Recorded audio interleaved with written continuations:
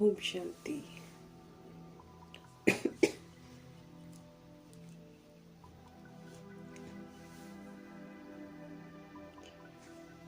रोज का homework, season का homework. मीठे परमपिता परमात्मा हम आत्माओं को दे रहे हैं ताकि हम उसमें व्यस्त रहें।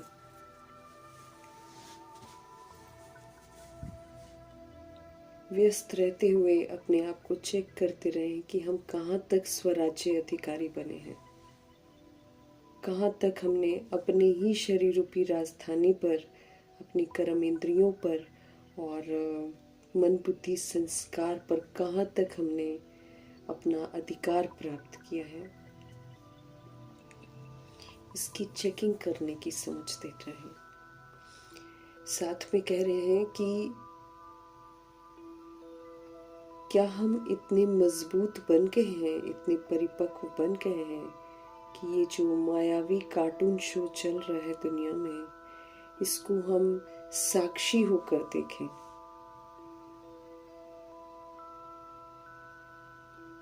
बातें बहुत सारी आएंगी, लेकिन हमारी तरफ से आश्चर्य की मात्रा न लगे, प्रश्नचित्त न हम हो।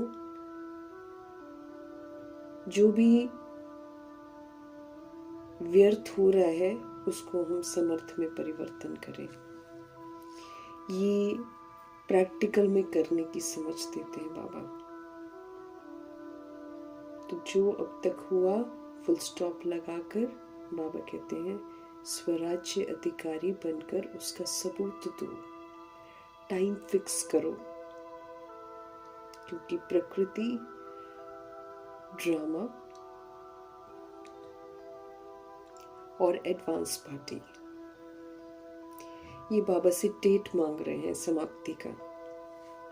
तो बाबा हमको बोल रहे हैं कि तुम डेट फिक्स करो तो तुम संपन्न और संपूर्ण बन जाओगे। डेट फिक्स नहीं करेंगे, अलबेले रहेंगे। हम आत्माओं को अलबेलेपन से निकालने वाले नित्य नई नई विधियों से हमको सचेत करने वाले परम पिता परमात्मा जी का हम सब तहे दिल से धन्यवाद करेंगे और उनकी श्रीमत पर चलकर, उनके डायरेक्शंस पर चलकर सदा अलर्ट और एक्यूरेट रहने वाले व्यक्त ब्रह्मा, अव्यक्त ब्रह्मा, गुप्त बड़ी माँ, big brother, great great grandfather का रोल प्ले करने वाली आत्मा ब्रह्मा जी का तहे दिल से धन्यवाद करेंगे। धन्यवाद करते हुए दोनों जबरदस्त लाइट्स को हाजिर नाजिर करते हुए मीठे मीठे परमपिता परमात्मा जी के महावाक्य हम उन्हीं से समझेंगे। और ये जो समझ है ये पूरे वायुमंडल में फैले, इसकी बड़ी ज़रूरत है। पूरे तत्वों में फैले, पूरे यूनिवर्स में फैले। दिल से हम सब दुआ करेंगे मीठे मीठे परमपिता परमात्मा जी की समझ यूनिवर्स में मौजूद सभी आत्माओं तक भी पहुँचे, ये भी हम दिल से दुआ करेंगे। खास उन आत्माओं तक पहुँचे जो इस समय वृद्ध शरीरों में हैं लेकिन परिवारों में उलझे हुए हैं। उन तमाम आत्माओं का बुद्धि का योग दैहिक रिश्तों से हटकर सत्य परमपिता परमात्मा में लगे, सबको प्रभु से प्यार हो जाए। दिल से दुआ करेंगे। हम उन आत्माओं के लिए भी समर्पित करेंगे मीठे मीठे बाबा के महावाक्य जो हम आत्माओं के साथ नेगेटिविटी से जुड़े हुए हैं। उन आत्माओं का बुद्धि का योग जो है हम आत्माओं से हट जाए और परमपिता परमात्मा जी के साथ लग जाए।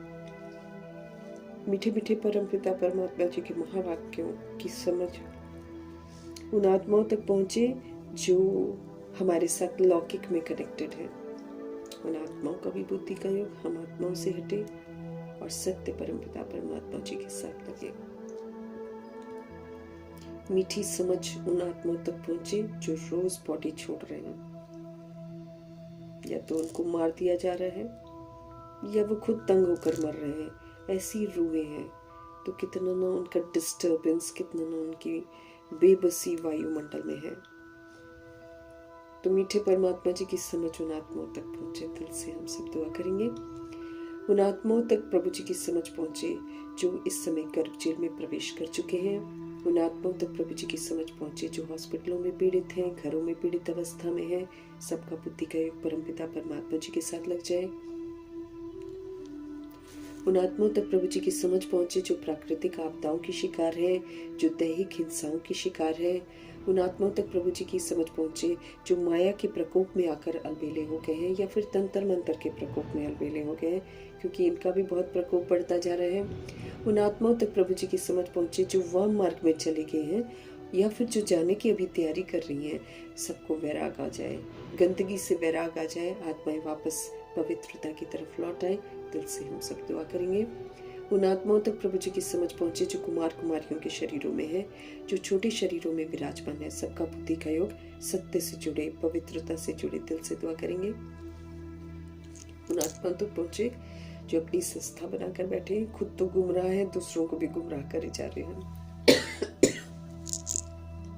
मीठे परमात्मा जी की समझ भिन्न भिन्न सत्ताओं के प्रति, भिन्न भिन्न वर्गों के प्रति, भिन्न भिन्न मठ पंथों के प्रति, क्योंकि सब के सब गंदे हो गए हैं। सब तक प्रभु जी की समझ पहुंचे, ये सत्ताएं भी वापस अपने स्वधर्म में लौटे। दिल से हम सब दुआ करेंगे।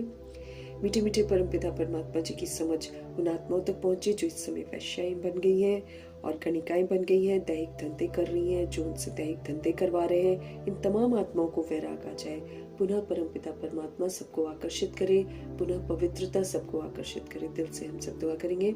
मीठे परमात्मा जी की समझ यादव, गौरव, यवन बन गई सभी रूहों तक पहुंचे। सभी रूहें जागृत हों, गंदगी से मुक्त हों और अब वापस घर चलने के लिए तैयार हो जाएं। दिल से हम सब दुआ करेंगे। उन आत्माओं तक प्रभु जी की समझ पहुंचे जो भूत प्रेत आत्मा बनकर भटक रही हैं। उन आत्माओं तक पहुंचे जो तंत्र मंत्र रिद्धि सिद्धियों में तांत्रिक बनकर उलझी हुई हैं, अघौरी बनकर उलझी हुई हैं।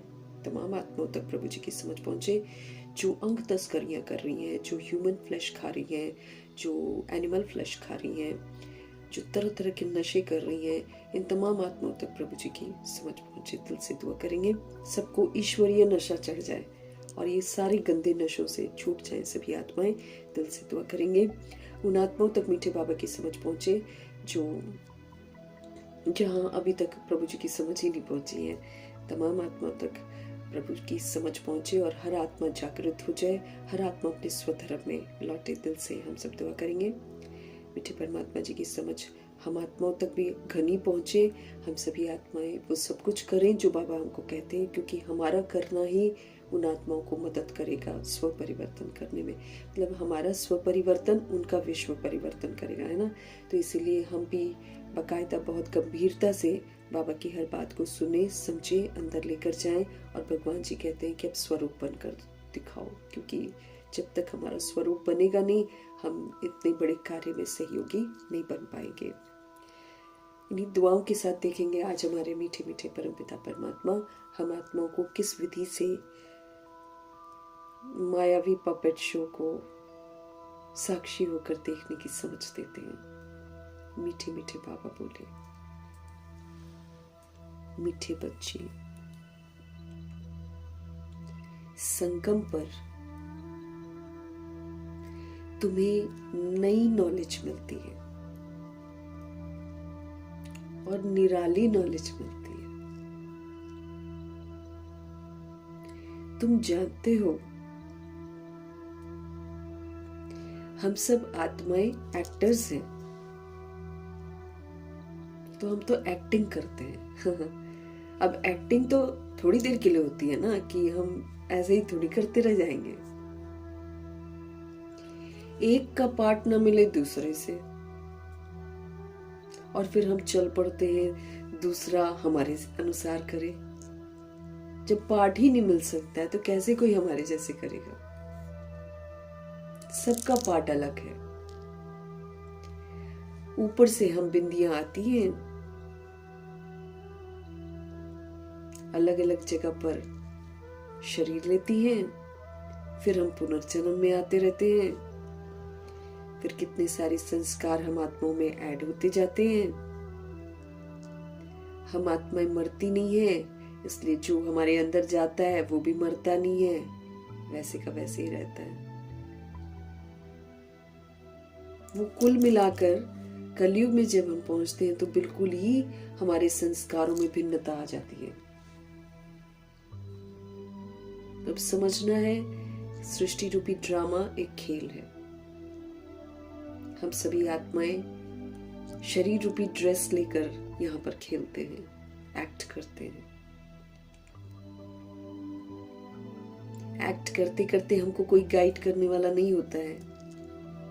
तो 2500 वर्ष की राजधानी की एक्ट तो हमारी, उस पर तो ईश्वरीय स्टैंप लग जाती है, तो वो तो हम लोग चलो ठीक बजाते हैं। लेकिन ये 2500 वर्ष की राजधानी का वर्षा खत्म हो जाता है तो फिर हमारी अपनी बुद्धि चलती है। अपनी मनमत चलाते चलाते और दूसरों की मत लेते लेते हम बिल्कुल पत्थर बुद्धि कलयुगी रौरव नरकवासी बन जाते हैं, और बनकर फिर दुखी भी होते हैं। जब धरनी तैयार हो जाती है, जब भक्ति का भी, जो ब्रह्मा जी की भक्ति पूरी हो जाती है, क्योंकि नंबर 1 भगत तो वही है ना, फिर उनको वैराग आता है, धरनी तैयार हो जाती है सत्य को सुनने के लिए, तो प्रभु जी ड्रामा में प्रवेश करते हैं। फिर हम आत्मा को निराली नॉलेज देते हैं कि हम ज्योति बिंदु आत्माएं कैसे आकर यहाँ पर पाठ बजाती हैं, विस्मृत होती हैं, गिर जाती हैं, अभी फिर उठने की समझ दे रहे हैं भगवान। फिर से उठो, बाबा कहते हैं।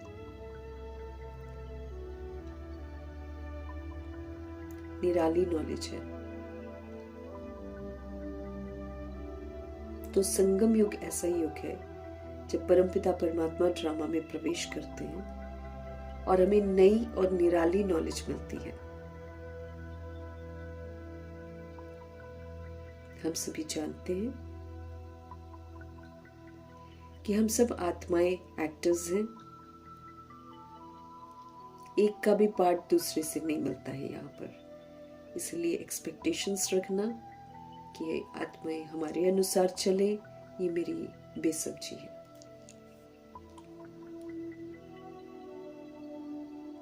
अब नई नॉलेज के अनुसार ही हमको नया संस्कार बनाना है। नई स्मृतियां, पहले देह का अभिमान था, अब हमको स्वमान का नॉलेज मिलता है। अब स्वमान में रहना है हमको। पहले हम दूसरे पर राज्य करते थे, अब भगवान जी बोलते हैं अपने पर राज्य करो। ये फिर नई बात आ गई। फिर बाबा कहते हैं नई स्मृतियों के साथ अब नए संस्कार धारण करो, जिसमें समझ देते कि सतोगुणी संस्कार धारण करो, सतयुगी संस्कार धारण करो, 8 शक्तियों को यूज करो, उसके अतिरिक्त भी जितनी शक्तियां हैं उसको यूज करो। अब विश्व कल्याणकारी बनो, अब शुभ भावना शुभकामनाधारी बनो, अब परोपकारी बनो, रहम दिल बनो, क्षमा, ये सारे नए संस्कार। नई नॉलेज, नए संस्कार, फुल स्टॉप लगाओ। साक्षी दृष्टा बनो, नॉलेज से फुल बनो, पावर से फुल बनो, पीस से फुल बनो, पीसफुल, लव से फुल बनो, लवफुल।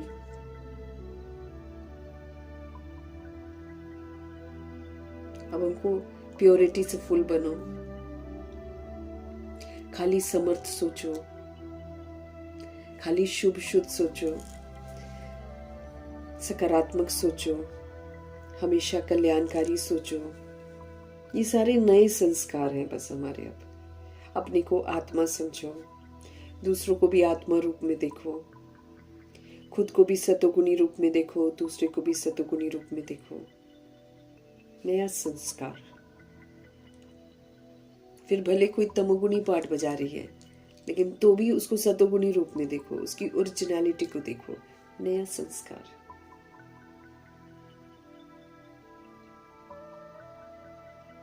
सब कुछ नया नया, तो नई स्मृतियां, नए संस्कार, इसकी हमको रोज चेकिंग करनी है। स्वराज्य अधिकारी कहां तक बने। नया संस्कार, माया जीत, विकर्मा जीत, काम जीत, क्रोध जीत, लोभ जीत, मोह जीत, अहंकार जीत, सारा नया संस्कार।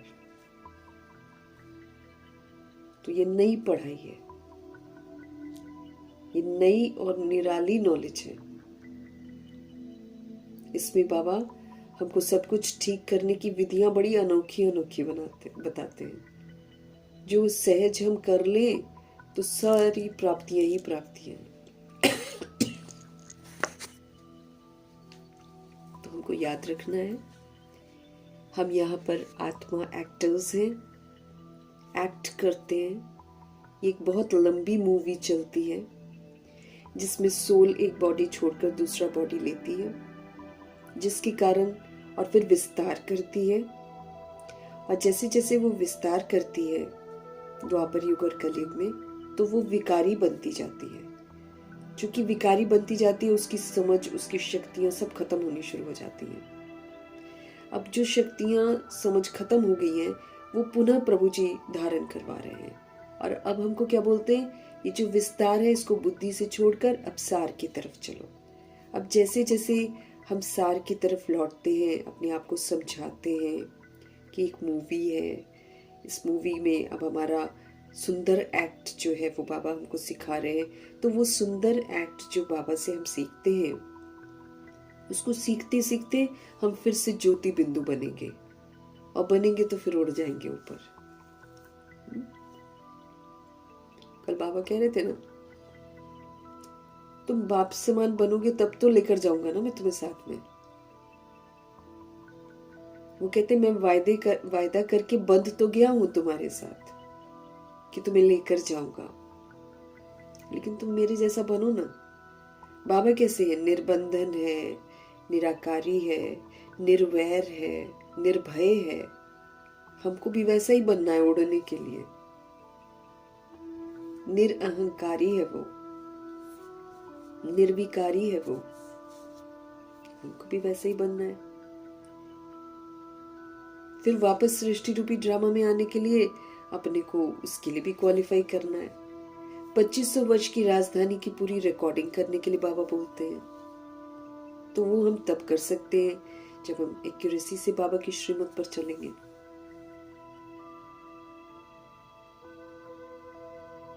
तो ये बड़ी नई और निराली नॉलेज है जो हमको मिलती है। अब हम जान गए हैं हम आत्मा एक्टर्स हैं। एक्ट सदा नहीं चलती रहती है ना, फिर ड्रामा कंप्लीट भी तो होता है। कंप्लीट होता है, फिर एक्टिंग हमारी पूरी होती, फिर हम घर जाते हैं। थोड़ा तो जाएंगे ना घर जाते हैं। अगर तो सूर्यवंशी रिकॉर्डिंग है तो फिर तुरंत आ जाएंगे, लेकिन अगर चंद्रवंशी रिकॉर्डिंग है तो फिर 1250 वर्ष ऊपर ही बैठेंगे। पीछे की रिकॉर्डिंग है तो और ऊपर बैठेंगे।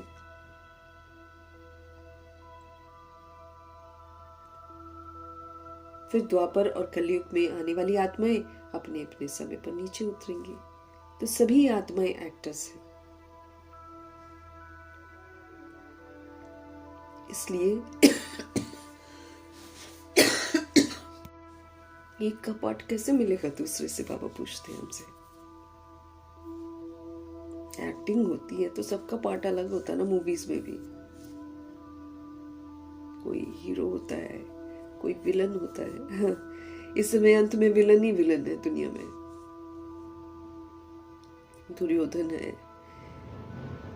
ना, दुशासन है, धृतराष्ट्र है, गांधारी है, रावण है, कंस है, शकुनी है,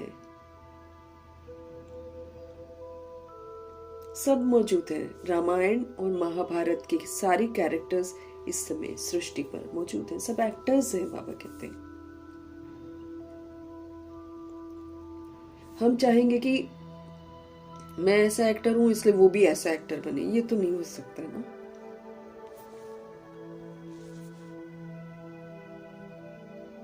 एक का पार्ट ना मिले दूसरे से,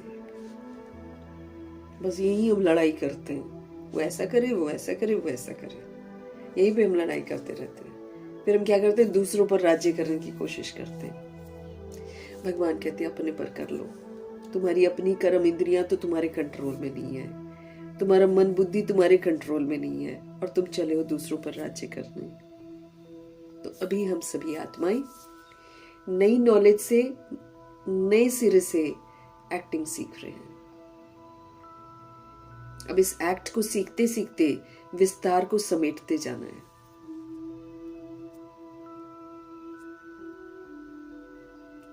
अब हम कहीं जाएं और वहां से हम टॉयज खरीद लें, है ना, किसी के नहीं खरीदे नहीं, और चलो हम टॉयज खरीद भी लें, है ना, और यहाँ हम मेहमान हैं, ठीक है ना, तो हम जैसे यहाँ से खरीद भी लेते हैं सपोज करो, लेकिन हमारा असली घर तो परम धाम है। वहां से हम कोई भी स्थूल चीज लेकर नहीं आए हैं नीचे।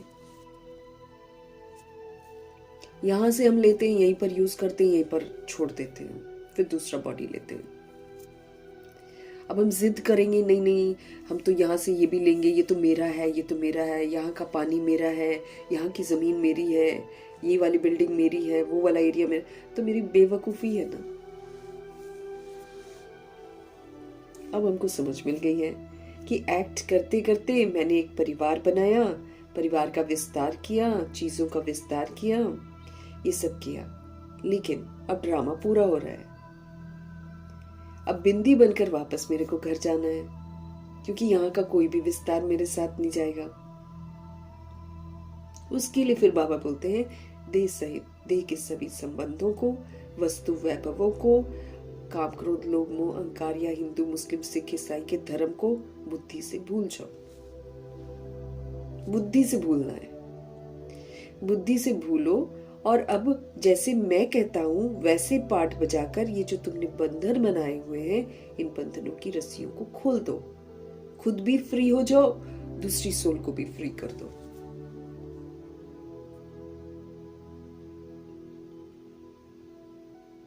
अब बिंदी बनो, फिर से कहते हैं हमको, बिंदी बनो, फरिश्ता बनो। उसके लिए स्वराज्य अधिकारी बनो, राजयोगी बनो, क्योंकि राजयोगी स्वराज्य अधिकारी आत्मा ही श्रीमत को अमल में ला सकती है। वही अपने आंखों को, अपने मुख को, अपने कान को सिविल बना सकती है, क्योंकि क्रिमिनल बन गए ना। जब तक हम देख रहे हैं तब तक हम क्रिमिनल हैं, चाहे हम अपनी देखें चाहे हम किसी की देखें, क्रिमिनल कहलाएंगे हम।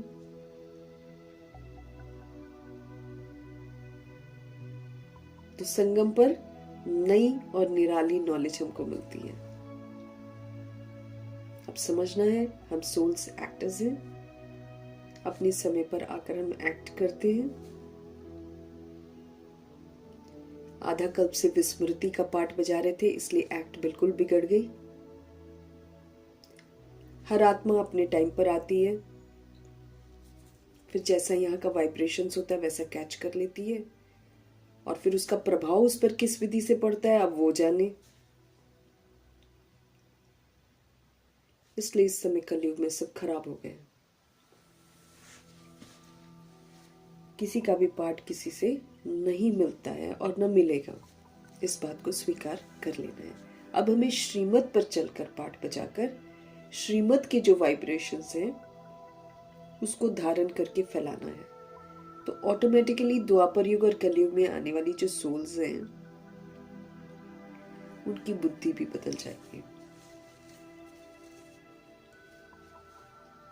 हम क्वेश्चन करेक्शन करेंगे, रिएक्ट रिजेक्ट करेंगे तो वो और गंदे काम करेंगे, लेकिन जब हम उन पर रहम करेंगे, उनको क्षमा करके अच्छा वाइब्स भेजेंगे कि सतुगुणी आत्माएं हैं, तो उनके अंदर में वैराग आएगा गंदगी से।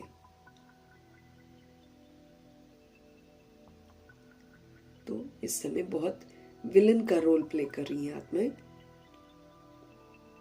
साक्षी होकर देखते हुए उनको अच्छाई का सहयोग देना है। वो जो कर रहे हैं उसका प्रभाव हम पर ना पड़े, लेकिन भगवान जो कह रहे हैं वो हम करें और उसका प्रभाव उन पर पड़ जाए, तो वो अपने आप उस चीज को छोड़े। जबरदस्ती बोलेंगे छोड़ दो तो नहीं छोड़ेंगे।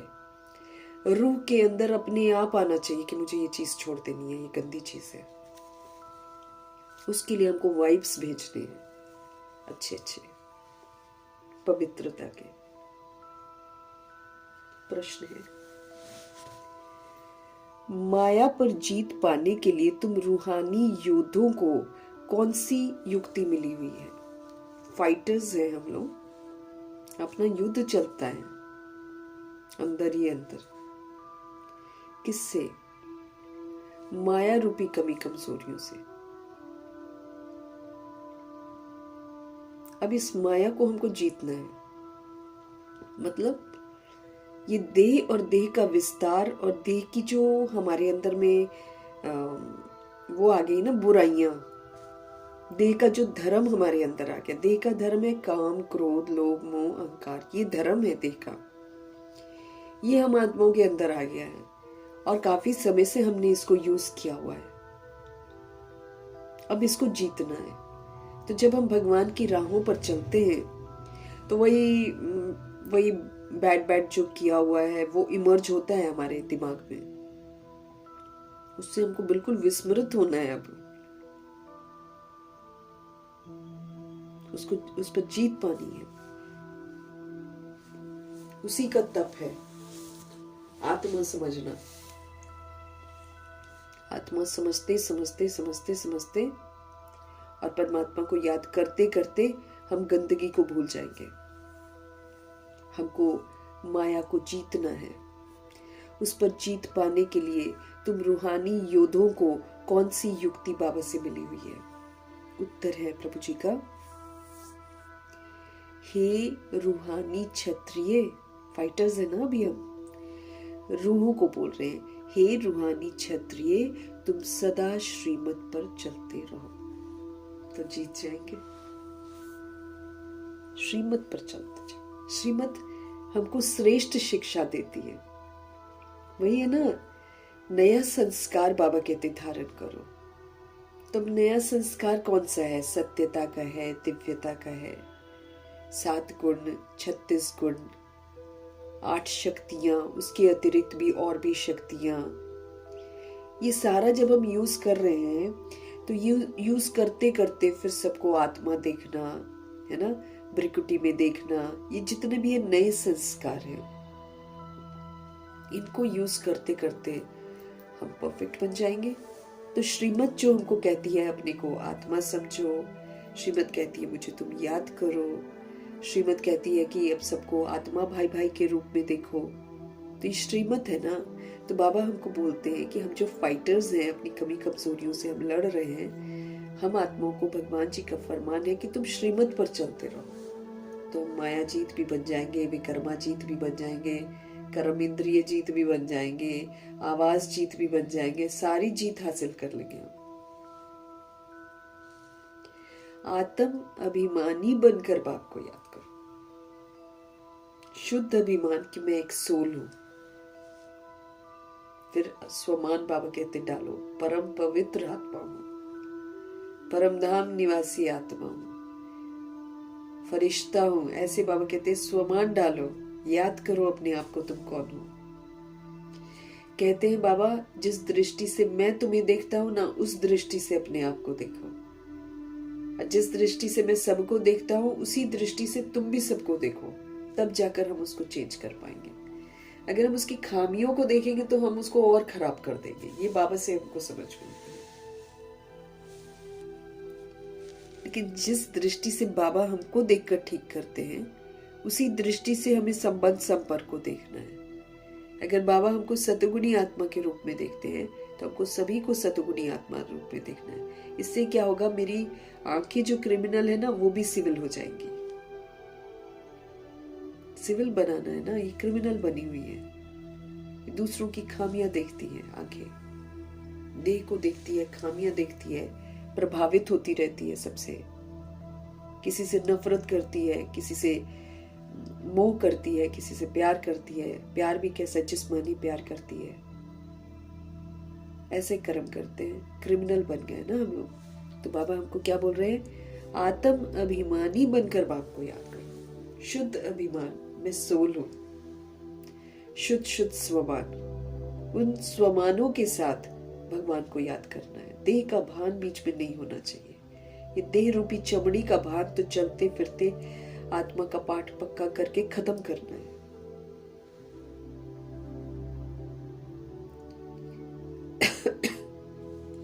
रोज सवेरे सवेरे उठकर याद में रहने का अभ्यास डालो। प्रैक्टिस करना है हमको, बाबा को याद करना, बस बाबा को याद करना। बाबा बाबा, जैसे कल बाबा बोल रहे थे, विघ्नों को पार करना है ना, तो बाबा बाबा की ढाल को साथ में रखो, पार कर जाओगे सब कुछ। रोज सवेरे सवेरे उठकर याद में रहने का अभ्यास डालो तो सारा दिन याद में रहेंगे। सुबह को स्टैंप लगता है ना, हम जो भी करते हैं दिल से सुबह में, चाहे हम पढ़ लेते हैं बाबा के पॉइंट्स को, होमवर्क को रिवाइज कर लेते हैं, तो बाबा उस पर स्टैंप लगा देते हैं, फिर हमको सारा दिन याद रहेगा वो होमवर्क। अदरवाइज सीजन का मुरली का बैठकर सोचो कि क्या क्या बोला था बाबा ने, एक भी चीज याद नहीं आएगी। रिवीजन बहुत जरूरी है हमारे लिए। रोज सवेरे सवेरे उठकर याद में रहने का अभ्यास डालो तो माया पर हम जीत प्राप्त कर लेंगे। फिर माया रूपी कमी कमजोरियों के अधीन नहीं होंगे हम। उल्टे सुलटे संकल्पों से भी बच जाएंगे हम, नहीं तो दिमाग खराब करने वाले संकल्प उठेंगे, है ना। उल्टी सीढ़ी चढ़ी हुई है ना, तो उल्टा ही दिमाग चलेगा। बहुत बचना है हमको। तो बाबा क्या बोल रहे हैं, आप मुझे याद करो, सुबह सुबह प्रैक्टिस करो तो माया पर आप विजय प्राप्त कर लेंगे। उल्टे सुलटे संकल्पों से भी आप बच जाएंगे। याद की मीठी युक्ति हमको माया जीत बना देगी। याद जो है ना, एक प्यारी सी मीठी युक्ति है, जो हम अगर रहेंगे तो हम माया को जीत जाएंगे। 3-4 दिनों से याद पर ही बाबा हाईलाइट करवा रहे हैं। भगवान की याद में रहने से ही हम राइटियस रास्ते पर चलेंगे, भूले और गलत मार्ग पकड़ लेंगे हम। इसलिए हमारा निरंतर उनको याद करना बहुत जरूरी है। फिर चाहे हम उन्हें ज्ञान चिंतन के रूप में याद करें, चाहे प्रभु चिंतन के रूप में याद करें, चाहे स्वचिंतन के रूप में याद करें, चाहे शुभ चिंतन के रूप में याद करें, उनके दिए हुए होमवर्क कर रहे हैं, मन हम उनकी यादों में हैं। उनकी पढ़ाई पढ़ रहे हैं, उनकी यादों में, उनसे कनेक्शन हो जाता है ना कि बाबा ऐसे बोल रहे हैं, बाबा ऐसे बोल रहे हैं। याद की मीठी युक्ति माया जीत बना देगी। बाबा हमेशा बोलते मन मना भाव को ना इंटरेस्टिंग बनाओ। खाली बैठ गए और बिंदी समझा और याद किया नहीं, बाबा बोलते उसको एंटरटेनिंग बनाओ, ताकि तुम्हारा बार बार मन करे कि कभी टीचर से बात कर ली, कभी फादर से बात कर ली, कभी दोस्त से बात कर ली, और कभी सदगुरु से बात कर ली। ऐसे ऐसे इंटरेस्टिंग बनाओ। बाबा कहते सर्व संबंधी भगवान को बनाओ। फिर बाबा जो कहते हैं उसका चिंतन करो। दैट मीन्स हम कनेक्ट हो गए बाबा के साथ। सारा समय हमको ऐसे अपने आप को व्यस्त रखना है। इसी में हमारा भी कल्याण है, इसी में दूसरे का भी कल्याण है। इसी विधि से हमारे कर्जे उतरेंगे ना। हमारा कर्ज है सृष्टि पर, सृष्टि को हमने खराब किया हुआ है।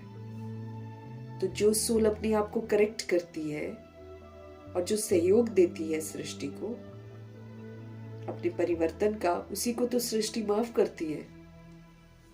नहीं तो ये तो हिला देगी हमको, है ना। ये हिला देगी हमको बहुत बुरे तरीके से। बहुत समय से ये खिला रही है, पिला रही है, हमको रख रही है यहाँ पे। ये भी हिलाएगी हमको। अगर हमने होमवर्क पूरा नहीं किया होगा, ये सबकी ऐसी की तैसी कर देगी। न खाना देगी, न पानी देगी, और न घर रहने देगी। घर भी तोड़ देगी। उससे पहले भगवान जी की श्रीमत पर चलकर अगर हम होमवर्क कर लेंगे तो बाबा कहते ये प्रकृति आपको ऐसे पहचान लेगी कि सब तरफ हिलाएगी, लेकिन तुम जहां खड़े हो वहां पर नहीं हिलाएगी। तुम्हारी जगह नहीं हिलेगी, तुम्हारे बगल लगल सब हिल रहा होगा, टूट रहा होगा। लेकिन उसके लिए फिर हमको बाबा मम्मा को फॉलो भी तो करना है ना। जैसे मम्मा बाबा करते थे वैसे हमको फॉलो करके अच्छा बनना है। उन्होंने सृष्टि को बिल्कुल शांत किया है। श्रीमत पर चलकर उन्होंने सृष्टि को शांत किया है। तब देखो संपन्न संपूर्ण बनकर पहले ही वो लोग निकल गए, विनाश के सेक से पहले ही निकल गए। तो अगर मुझे भी बचना है विनाश के सेक से, जो कि बड़ा खौफनाक होगा, तो हमने भी गलतियां करी हैं, हम भी अपनी गलतियों को फटाफट श्रीमत पर चलकर सुधार लें। इस पर हमें कंसंट्रेट करना है। गीत है, जिसका साथी है भगवान, उसका फिर क्या करेगा आंधी और तूफान, ऐसे बोलते हैं। ओम शांति। ये मनुष्यों के बनाए हुए गीत हैं जो यहाँ पर चुने जाते हैं। ये मनुष्यों के बनाए हुए गीत हैं, लेकिन ब्रह्मा जी को बड़े पसंद आते हैं क्योंकि ये ज्ञान से रिलेटेड हो जाते हैं, भगवान से रिलेटेड हो जाते हैं। तो फिर वो एक लाइन बजवाया करते थे। ये मनुष्यों के बनाए हुए गीत हैं, इनका अर्थ कोई कुछ भी नहीं जानते हैं। गीत भजन आदि गाते हैं, महिमा भी करते हैं भगत लोग, परंतु जानते कुछ भी नहीं है। बस इधर उधर की सुनी सुनाई वही किताबों में आ जाता है, उसी को रट लेते हैं। महिमा बहुत करते हैं, तुम बच्चों को कोई महिमा नहीं करनी है, बाबा कहते हैं। बच्चे बाप की कभी महिमा नहीं करते हैं, कह रहे बाबा। तुम बच्चों को कोई महिमा नहीं करनी है। बच्चे बाप की कभी महिमा नहीं करते हैं। बाप जानते हैं ये हमारे बच्चे हैं, बच्चे जानते हैं ये हमारा बाबा है। अभी ये बेहद की बात हो गई है, फिर भी सब बेहद के बाप को याद करते हैं। जानते नहीं हैं, लेकिन जब घनी मुसीबतें आती हैं तो मुख से भगवान ही निकलता है। मुसलमानों के मुख से अल्लाह ही निकलता है और क्रिश्चियन के मुख से ओ गॉड निकलता है। याद वो एक ही को करते हैं, लेकिन हाँ, जब तक बाबा से हमको समझ नहीं मिलती है तो हमको पहचान नहीं होती है। तो बिन पहचान के हम पुकारते हैं।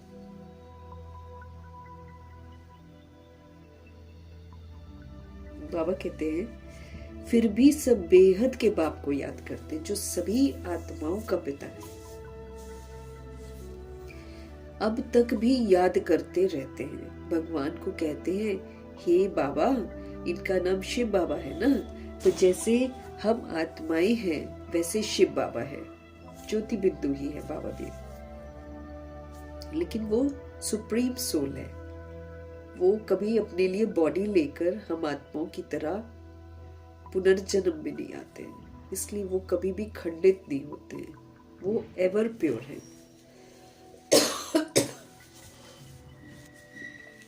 बाबा कहते हैं जैसे हम सोल्स हैं वैसे हमारा शिव बाबा भी सोल है। वो है परमात्मा, जिनको सुप्रीम कहा जाता है, उनके हम बच्चे हैं।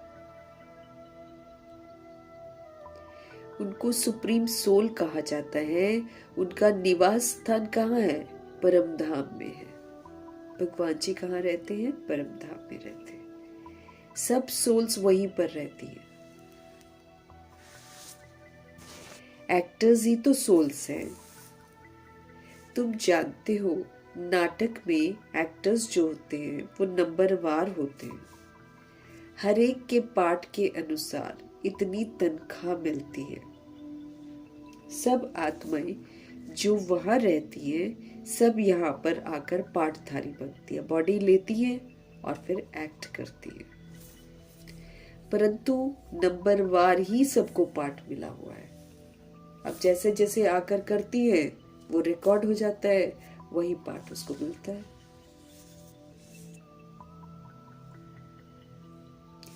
रूहानी बाप बैठ समझाते हैं कि रूहों में कैसे अविनाशी पार्ट लूटा हुआ है। अब ये भगवान आकर हमको बताते हैं कि जो तुम करते हो वो अविनाशी हो जाता है, क्योंकि तुम अविनाशी हो, रिकॉर्ड हो जाता है। तो नंबरवार सबको पार्ट मिला हुआ है। रूहानी बाप बैठकर समझाते हैं कि रूहों में कैसे अविनाशी पार्ट लूटा हुआ है। सब रूहों का पार्ट एक जैसा नहीं हो सकता है। सब में ताकत एक जैसी नहीं है। तुम जानते हो कि सबसे अच्छा पाठ उनका है जो पहले शिव की रुद्रमाला में है। पहले पहले बाबा की तो रुद्रमाला बहुत बड़ी है, सारी आत्माएं उसमें आती है, लेकिन जो पहले पहले है सबसे अच्छा पाठ उनका है। ब्रह्मा जी का सबसे अच्छा पाठ उनका है जो पहले शिव की रुद्रमाला में है। नाटक में जो बहुत अच्छे अच्छे एक्टर्स होते हैं उनकी फिर कितनी महिमा होती है, सिर्फ उनको देखने के लिए भी लोग जाते हैं। तो ये जो नाटक है ये 5000 वर्ष का नाटक है, बेहद का ड्रामा है। इस बेहद के ड्रामा में भी ऊंच एक बाप है। ऊंच ते ऊंच एक्टर, क्रिएटर, डायरेक्टर भी कहें, वो सब है हद के एक्टर्स, डायरेक्टर्स आदि। बाबा कहते ऊंच ते ऊंच एक्टर, क्रिएटर, डायरेक्टर भी कहें, लेकिन वो सब क्या है? हद के एक्टर्स है। दुनिया वाले हद के एक्टर्स है, डायरेक्टर्स है आदि। उनका अपना छोटा पार्ट मिला हुआ है। वो तो एक मूवी में मूवी चलती है, छोटे छोटे पार्ट मिलते हैं उनको। 3 घंटे की मूवी होती है, मैक्सिमम 4 घंटे की होती है। ये तो 5000 वर्ष का ड्रामा है।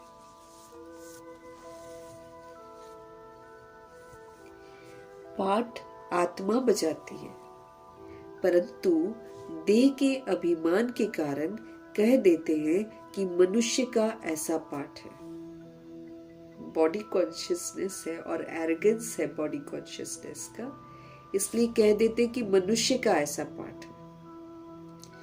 बाप कहते हैं पाठ तो सारा आत्मा का है।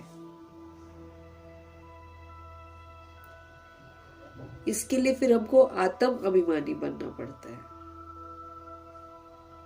शुद्ध अभिमान कि मैं सोल हूं और परमात्मा का बच्चा हूं, और फिर सतोगुणी पाठ बजाना पड़ता है, तब जाकर आत्म अभिमानी कहलाते हैं। फिर आत्मा जो है, आत्म अभिमानी आत्मा जो है, वो अपने स्वधर्म में रहकर पाठ बजाती है। वो किसी और के कहने से फिर अपना स्वधर्म के विपरीत नहीं होती है। उसको बोलते हैं आत्म अभिमानी। मतलब उसको ये स्मृति रहती है कि मैं आत्मा परमात्मा का बच्चा, परमधाम निवासी हूँ और सतोगुणी आत्मा हूँ। जिसको ये शुद्ध अभिमान आ जाता है ना, तो फिर वो उसी प्रमाण पाठ बजाती है। और जिसके अंदर में देह अभिमान आ जाता है वो फिर पैट पाठ बजाते हैं। बाप हमको आकर बताते हैं कि सारा का सारा पाठ जो है वो आत्मा का है। आत्म अभिमानी यहाँ पर बनना पड़ता है। बाप को नहीं जानते। यहाँ कलयुग में तो आत्म अभिमानी भी नहीं है और बाप को भी नहीं जानते। अपने आप को हम भी पहले अपने आप को आत्मा कहाँ जानते थे, और ना हम अपने पिताजी को जानते थे, है ना। तो बाबा कहते यहाँ कलयुग में तो आत्म अभिमानी भी नहीं है, सब देह के अभिमान में है और बाप को भी नहीं जानते। अभी तुम आत्म अभिमानी बनते हो तो फिर तुम बाप को भी जानते हो। अभी तुम आत्म अभिमानी बनते हो, अपने को आत्मा समझते हो, सतोगुणी आत्मा समझकर पाठ बजाते हो, और अब तुम बाप को भी जानते हो कि हमारे बाप कौन है? निराकार परमपिता परमात्मा हमारा बाप है। तुम ब्राह्मणों को निराली नॉलेज मिलती है। ऐसी वाली नॉलेज हम लोग पहले थोड़ी पढ़ते थे, ये तो निराली है। तुम आत्मा को जान गए हो कि हम सब आत्माएं एक्टर्स हैं। हम ज्योति बिंदु हैं और हम बॉडी लेकर एक्टिंग करते हैं। सबको पार्ट मिला हुआ है, सबने अपना अपना पार्ट बजाया है, वही रिकॉर्ड हो गया है। अब जो रिकॉर्ड हम करते हैं वही पार्ट हमको मिलता है, फिर चाहे हमको अच्छा लगे चाहे ना लगे, हमने बजाया है। जो पहली बार कर देते हैं वो रिकॉर्ड हो जाता है।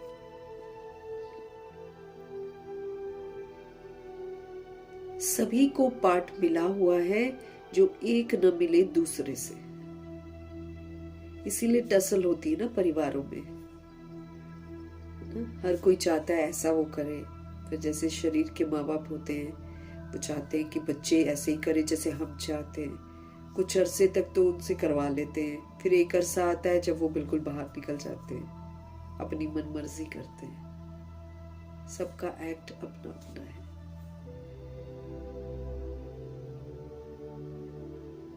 एक न मिले दूसरे से। अब कहने को भाई बहन एक जगह पर रहते हैं, कहते ब्रदर सिस्टर है ना, लेकिन दोनों की सोच अलग, दोनों की पसंद अलग, दोनों अलग अलग व्यवहार के होते हैं। चलो छोटे होते तो उनको बांध दो कि हाँ चलो जी मिलजुल कर रहो। जैसे जैसे बड़े होते हैं वैसे वैसे दिमाग अलग हो जाता है, क्योंकि सब अपनी अपनी रिकॉर्डिंग के अनुसार आए हैं। और सिर्फ हिसाब किताब चुकतू करने के लिए हम रिश्तों में बंधते हैं। जिनके साथ बंधते हैं उन्हीं के साथ मेरा हिसाब किताब है, इसीलिए हम लोग बंधते हैं। तो बाबा कहते हैं बंधे हुए हो अब निर्बंधन बनो। कैसे? सतोगुनी सतयुगी पाठ बजाकर, ट्रस्टी बनकर, सेवाधारी बनकर चुकतू करो।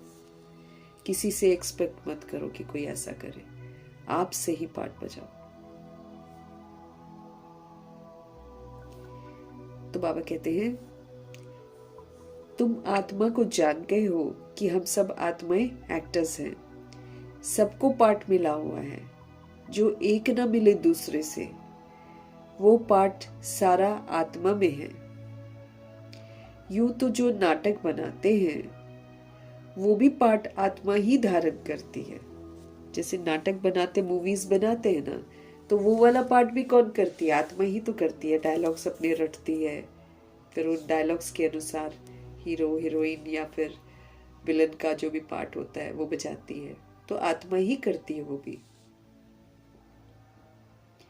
अच्छा पार्ट भी आत्मा ही लेती है। आत्मा ही कहती है कि मैं गवर्नर हूँ, फलाना हूँ। परंतु आत्म अभिमानी नहीं बनते। वो आत्म अभिमानी नहीं बनते क्योंकि उनको नॉलेज नहीं है। आत्मा कहती है कि मैं गवर्नर हूँ, फलाना हूँ, परंतु आत्म अभिमानी थोड़ी बनते हैं। नॉलेज नहीं है ना किसी के पास। सतयुग में समझेंगे कि मैं आत्मा हूँ। जब सतयुग आएगा तब समझेंगे कि मैं एक सोल हूँ, एक शरीर छोड़कर दूसरा लेना है। ये उनको बुद्धि में रहता है। परमात्मा को वहां कोई नहीं जानते। इस समय तुम सब कुछ जानते हो। कि वो समय चल रहा है जब हम सब कुछ जानते हैं। शूद्रों और देवताओं से तुम ब्राह्मण उत्तम हो।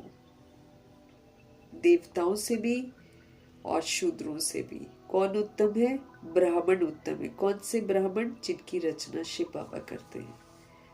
पवित्रता की प्रतिज्ञा करवा के ब्राह्मण जो बनाते हैं ना, वो वाले ब्राह्मण उत्तम है।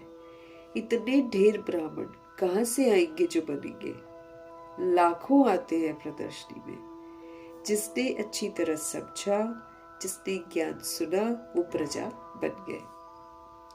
एक एक राजा की प्रजा बहुत होती है।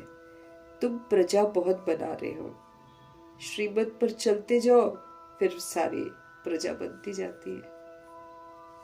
ये नहीं कि जबरदस्ती किसी को प्रजा बनाना होता है, नहीं। वो तो हम आत्मा भाइयों के साथ शेयर करते हैं नॉलेज, उस स्मृति से बताना है। लेकिन जब हम धारणा करते हैं तो हम किसी के भी प्रभाव से मुक्त रहते हैं। तब सोल्स जो है ना प्रजा बन जाती है। कोई भी सोल है, हम श्रीमत पर पूरा चलेंगे तो प्रजा बनाते जा रहे हैं। श्रीमत में गड़बड़ करते तो फिर हम प्रजा बन जाते हैं। ऐसे होता है ना। प्रदर्शनी प्रोजेक्टर से कोई समझाकर, कोई समझकर अच्छे भी बन जाएंगे। बाबा कहते हैं कई प्रदर्शनी में आके भी बहुत अच्छे बन जाएंगे। सीखेंगे, योग लगाएंगे, अभी वो निकलते जाएंगे। प्रजा भी निकलेगी, फिर साहूकार, राजा रानी, गरीब आदि सब निकलेंगे। प्रिंस प्रिंसेस बहुत होते हैं। सतयुग में सतयुग से त्रेता तक प्रिंस प्रिंसेस बनने हैं 16,108।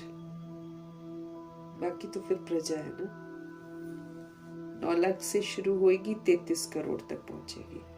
और राजाई घराना 108 से 16,000 तक जाएगा, तो 16,108 प्रिंस प्रिंसेस होते हैं। सतयुग से त्रेता तक प्रिंस प्रिंसेस बनने सिर्फ 8 या 108 तो नहीं होंगे, लेकिन अभी सब बन रहे हैं, अभी इस समय सब बन रहे हैं।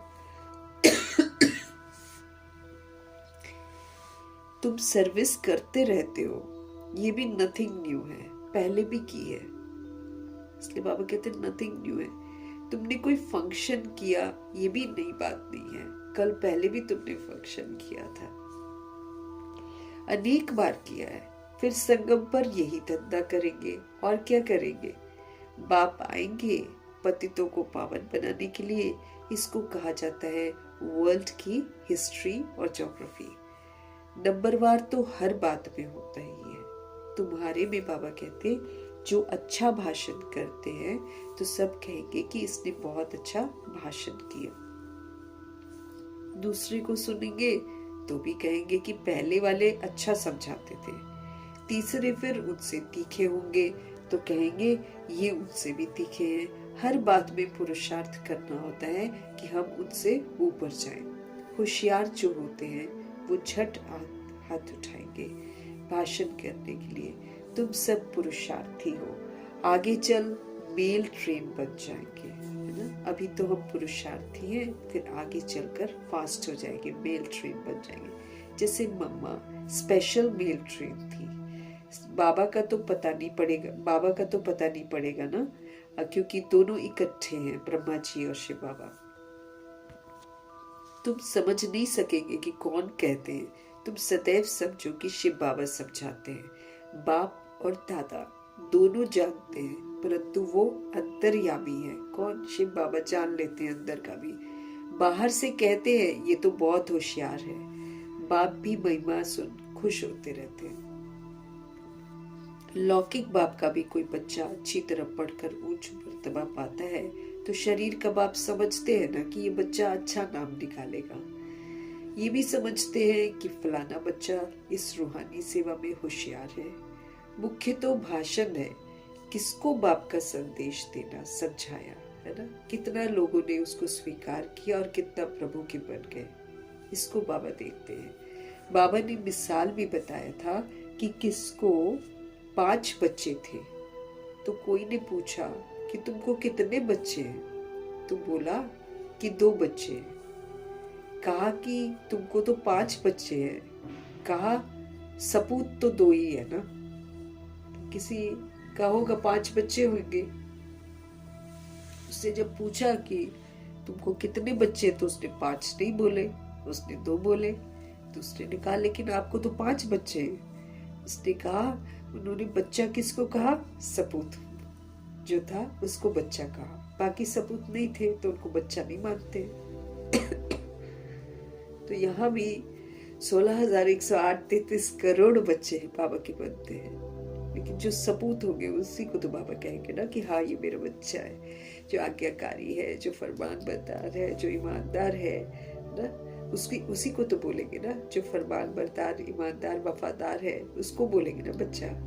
बच्चे बनने को तो 16,108 है जो पढ़ाई पढ़ते हैं, है ना।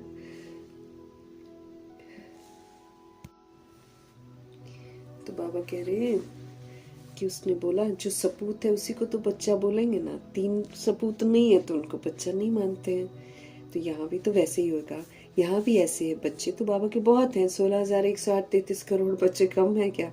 बहुत है। बाप कहेंगे कि ये डॉक्टर निर्मला बच्ची बहुत अच्छी है, बहुत प्रेम से लौकिक बाप को समझाकर सेंटर खुलवा दिया है। ये भारत की सर्विस है। तुम भारत को क्या करते हो? स्वर्ग बनाते हो। इस भारत को नरक किसने बनाया?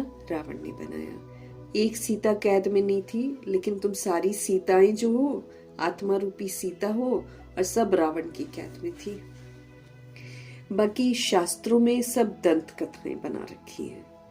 शास्त्र जो लिख रखे हैं ना, सारे ऐਵੇਂ लिख रखे हैं। शिव पुराण वगैरह जो लिखा है ना, विष्णु पुराण, ये सारा झूठ दंत कथाएं हैं। एक दूसरे के मुख से सुनी हुई कथाओं को एक किताब में डालकर सारी जनता को गुमराह करती हैं आत्माएं। और लोग फिर उसको क्या कहेंगे? सत्य सत्य सत्य।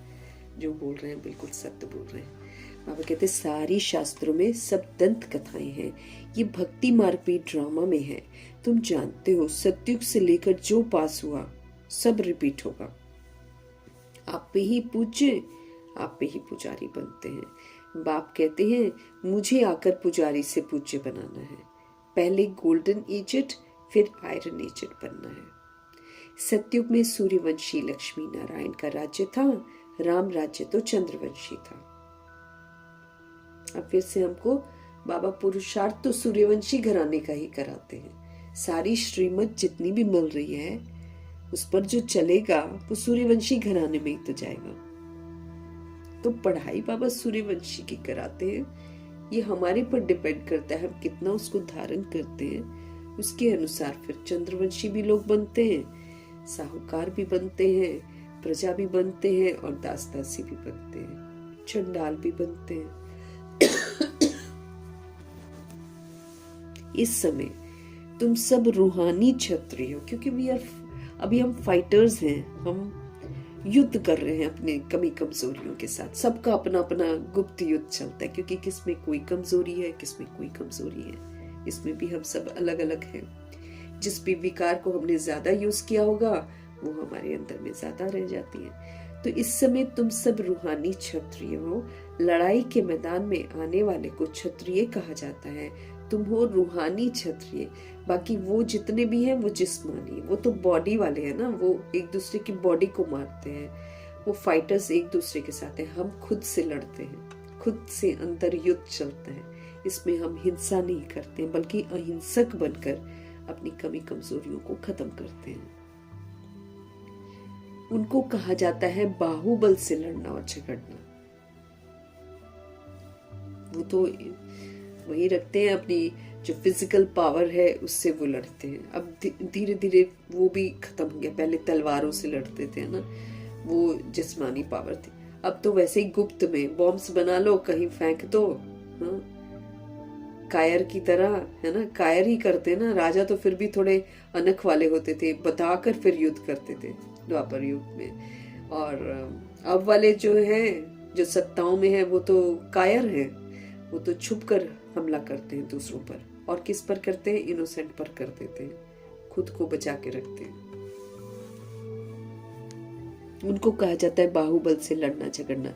शुरू में मल्ल युद्ध होती थी, बाहों आदि से। पहले बाहों से लड़ते थे मल्ल युद्ध में, फिर धीरे धीरे तलवारों से आ गए। फिर उसके बाद पता नहीं क्या क्या कैसे कैसे लड़ के अब तो चलो जी सीधे बॉम्ब से खत्म करो।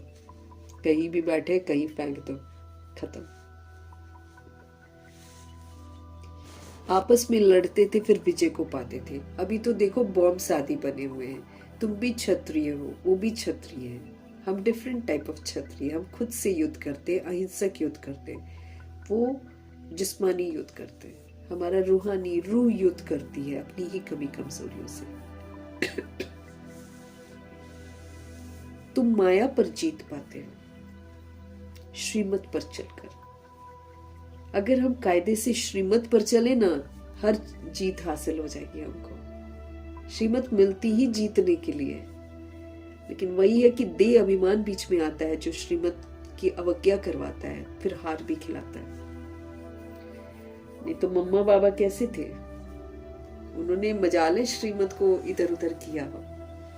मम्मा तो नामुमकिन बात में भी जी बाबा। बाबा अगर एकदम असंभव सी बात कहते थे कि ये करना है, तो उसमें भी बोलती थी जी बाबा, और वो हो भी जाता था। तो ऐसे ही हम भी अगर शिव बाबा की श्रीमत पर चलेंगे, भले हमको अभी थोड़ा कठिन लगेगा कोई स्वभाव संस्कार की वजह से, लेकिन जब हम करेंगे ना, तो बाबा कहते तुम करके तो एक बार देखो, तुमको ऐसा अनुभव होगा कि तुम उसको किए बिना रहोगे ही नहीं। तुमको वही अच्छा लगेगा करना। जैसे बाबा हमको बोलते हैं, अपने पास तुम साइलेंस की शक्ति जमा करो, अर्थात शांत रहो और सिर्फ शुभ संकल्प करते रहो। फिर बाबा कहते उसकी प्राप्ति का जरा अनुभव करके देखना, कितने सुंदर अनुभव आपको होगा। फिर हम गलत काम करेंगे ही नहीं। एक बार हम आत्म अभिमानी होने का सुख अनुभव कर लें श्रीमत पर चलकर। कभी भी बाबा कहते तुम देह अभिमान में नहीं आओगे, लेकिन प्रॉब्लम है हम उसको अनुभव नहीं करते हैं। इस चक्कर में बार बार देह अभिमान हमको विस्मृत करके उल्टे कर्म करवाता है। बाबा समझ दे रहे हैं, तुम माया पर जीत पाते हो श्रीमत पर चलकर।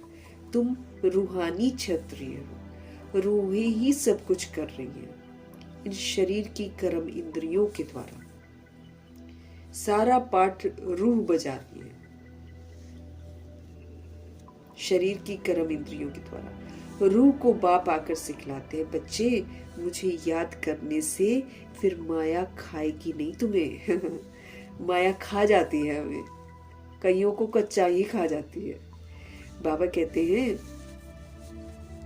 रूह को बाप आकर सिखलाते हैं, बच्चे मुझे याद करने से फिर माया तुमको खाएगी नहीं, तुम्हारे विक्रम विनाश हो जाएंगे और तुमको उल्टा सुल्टा संकल्प भी नहीं आएगा। तुम्हारे विक्रम विनाश हो जाएंगे और तुमको उल्टा सुल्टा संकल्प नहीं आएगा। बाप को याद करने से खुशी भी रहेगी। अगर आप बाबा को याद करोगे तो आपको खुशी भी रहेगी। इसलिए शिव पिता परमात्मा समझाते हैं कि सवेरे उठकर अभ्यास करो।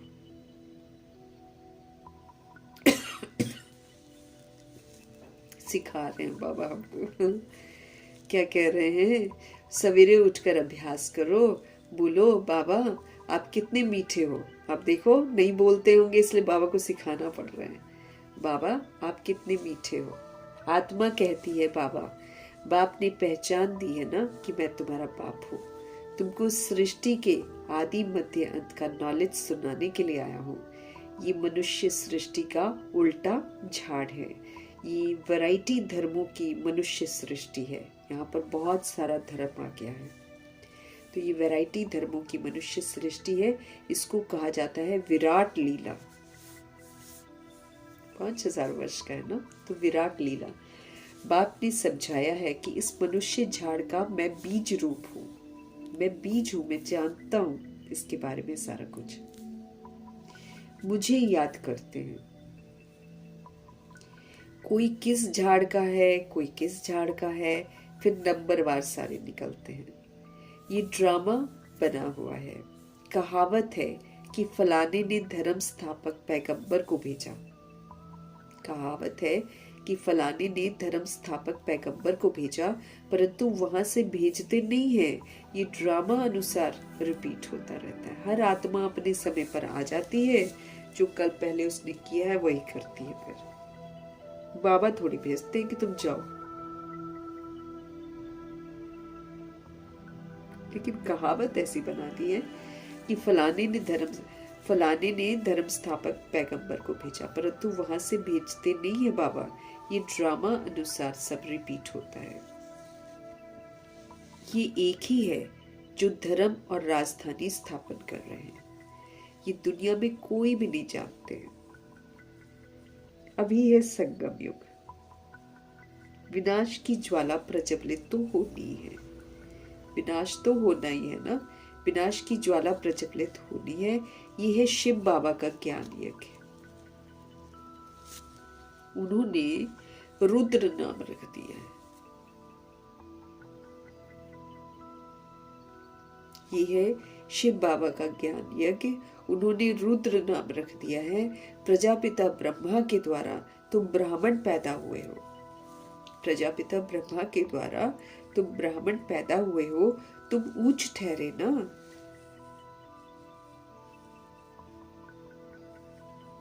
बाबा कहते तुम ऊंच ठहरे ना। पीछे और बिरादरियां निकलती हैं। वास्तव में तो सब ब्रह्मा जी के बच्चे हैं। ब्रह्मा को कहा जाता है ग्रेट ग्रेट ग्रैंडफादर, क्योंकि वो सबसे पहले सृष्टि रूपी ड्रामा में आते हैं। तो वो जितने धर्म स्थापक हैं, जिनको लोग पिता कहते हैं, उनके धर्म के, वो उनके भी फादर हैं, इसलिए ग्रेट ग्रेट ग्रैंडफादर हैं। अब जितने भी धर्म स्थापक आते हैं ना, 1 2 3 4 करके, सभी पिता कहलाते हैं, लेकिन उन पिताओं का भी पिता है ये, इसलिए इनके आगे ग्रेट ग्रेट ग्रैंडफादर लगाते हैं। पहले पहले ब्रह्मा ऊंच, फिर सिजरा निकलता है। कहते हैं भगवान सृष्टि कैसे रचते हैं, रचना तो है ना। तो जब वो पतित होते हैं तब उनको बुलाते हैं, वही आकर फिर दुखी सृष्टि को सुखी बनाते हैं। दुख हरता सुख करता शिव बाबा आकर दुखी सृष्टि को फिर सुखी बनाते हैं, इसलिए बुलाते हैं बाबा दुख हरता सुख करता आओ। नाम रखा है ना, नाम रखा है हरिद्वार। हरिद्वार अर्थात हरि का द्वार। वहां गंगा बहती है, समझते हैं हम गंगा में स्नान करने से हरि के द्वार में चले जाएंगे, परंतु हरि का द्वार है कहाँ? वो फिर श्री कृष्ण को कह देते हैं। हरि का द्वार तो शिव बाबा है ना। हरि का द्वार असल में तो शिव बाबा है। दुख हरते हैं वो हमारे, इसीलिए हरि का द्वार कहलाते हैं। दुख हरता सुख करता है। पहले तुमको जाना है अपने घर।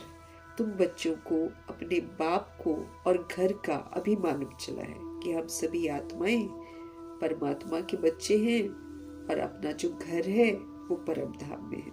ये अभी हमको समझ में आया है, लेकिन कितना समझ में आया, कितना स्मृति में रखते हैं, वो हमको खुद देखना है। क्योंकि चलते फिरते बाबा कहते हैं इसका अभ्यास करके इतना पक्का करो कि जो यहाँ हम सेवा, जो यहाँ के घर वगैरह हैं हमारे पास, उसको हम सेवा स्थान समझकर उससे डिटैच हो जाए। कहीं बुद्धि में मेरा न रह जाए, क्योंकि अगर रह गया तो वो हमको फेल करा देगा। इसलिए भगवान के रहते ही दिल से उसको एक सेवा स्थान बना देना है। समझना है कि ये सेवा स्थान है। दिनचर्या में हमको सतोगुणी पाठ बजाना है, सतयुगी पाठ बजाना है, मतलब हम सेवा स्थान बना दिया ना उसको। तो सेवा स्थान ट्रस्टी बनकर हमको पाठ बजाना है।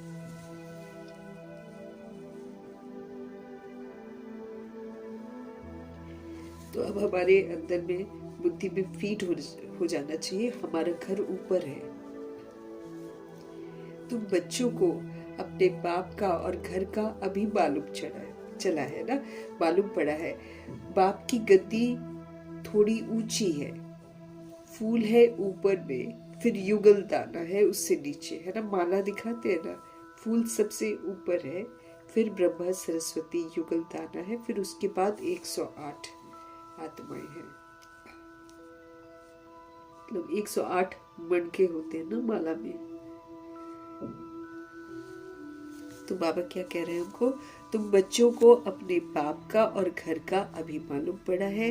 बाप की गद्दी थोड़ी ऊंची है, फूल है ऊपर में, फिर युगल दाना उससे नीचे है, फिर है विजयंती माला, सो विष्णु की माला। विष्णु के गले का हार, वही फिर विष्णुपुरी में राज्य करते हैं, है ना। विष्णु के गले का हार, वही फिर विष्णुपुरी में राज्य करते हैं। अभी क्वालिफाई करना पड़ता है ना। पहले हम रुद्र की माला में आते हैं, फिर हम शिक्षा प्राप्त करते हैं, फिर क्वालिफाई करते हैं, सर्वगुण से संपन्न बनते हैं, 16 कला संपूर्ण बनते हैं, विदाक और संपूर्ण निर्विकारी बनने का बहुत काल का सबूत देते हैं, फिर मर्यादाओं में चलने का और फिर पुरुषोत्तम बनने का सबूत देते हैं, फिर बहुत समय तक कोई भी हिंसा नहीं करते, तब हम विष्णुपुरी में जाते हैं। क्वालिफाई करना पड़ता है हमको। ब्राह्मणों की माला नहीं है, ब्राह्मणों की माला नहीं है बाबा कहते हैं, क्योंकि ब्राह्मण बनकर घड़ी घड़ी टूट पड़ते हैं, इसलिए माला नहीं बनती है। बाप समझाते हैं कि नंबरवार तो है ना, आज ठीक है, कल तूफान आ जाता है, ग्रहचारी आने से फिर ठंडे हो जाते हैं।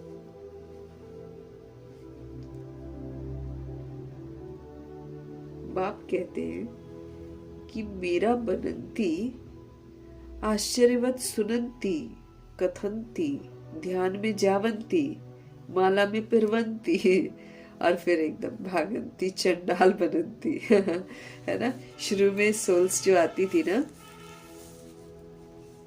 बाबा कहते भगवान का बन जाते थे, फिर बड़े आश्चर्य से सुनते थे भगवान की सारी बातें, फिर सुनाते भी थे, फिर ध्यान में भी जाती थी आत्माएं, फिर माला में पिरवंती, माला में भी बाबा उनको पिरो देते थे। फिर एकदम भागंती भागंती मतलब फिर जाकर शादी कर लेते थे।